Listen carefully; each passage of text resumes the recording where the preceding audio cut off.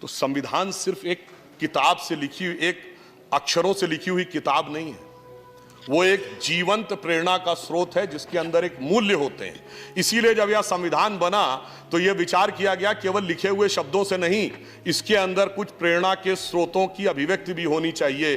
तो उसमें कई चित्र डाले गए और नंदलाल बोस जो कि प्रख्यात चित्रकार थे उन्होंने डाला। तो मैंने देखा कि जिस हिस्से में अगर आप देखें अधिकारों का वर्णन है, उसके ऊपर चित्र किसका बना है? उसके ऊपर चित्र बना हुआ है भगवान राम का। अगर आज हम ये बात कहें, ये चित्र मैं दिखाना चाहता हूं इस संविधान की मूल प्रति में। आज भगवान राम का विषय अगर किसी सरकारी पुस्तक के ऊपर भी आ जाए तो मेरे विचार से बहुत बड़ा वितंडावाद खड़ा हो जाएगा।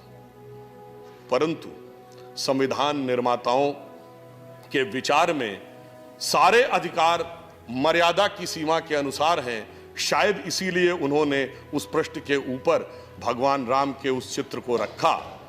और आपने यह भी देखा कि भगवान राम का विषय, राम जन्मभूमि का विषय भी सभी मर्यादाओं और व्यवस्थाओं को पूर्ण करते हुए मर्यादा पुरुषोत्तम का विषय पूरी मर्यादा के साथ अपने मुकाम तक पहुंचा। परंतु एक बात मेरे मन में आई इसे देखकर कि इस मुकदमे में एक पैरोकार स्वयं श्री रामलला विराजमान थे और श्री रामलला विराजमान 70 साल तक कोर्ट में रहे और उनसे मांगे गए कागज दिखाओ भाई जन्मभूमि के, पूरे कागज दिखाइए, 500 साल पुराने भी सबूत के आधार पर ही होगा। और सभापति महोदय, कागज सिर्फ हिंदी और संस्कृत में नहीं, अंग्रेजी में नहीं, फारसी में भी दिखाने पड़े जो फारसी के कागज थे। और यह प्रमाण है, हमारे विरोधी पक्ष में तो कपिल सिब्बल जी उस विषय में रहे, उन्होंने वो फारसी के कागज देखे होंगे। कहावत है ना, हाथ कंगन को आरसी क्या, पढ़े लिखे को फारसी क्या।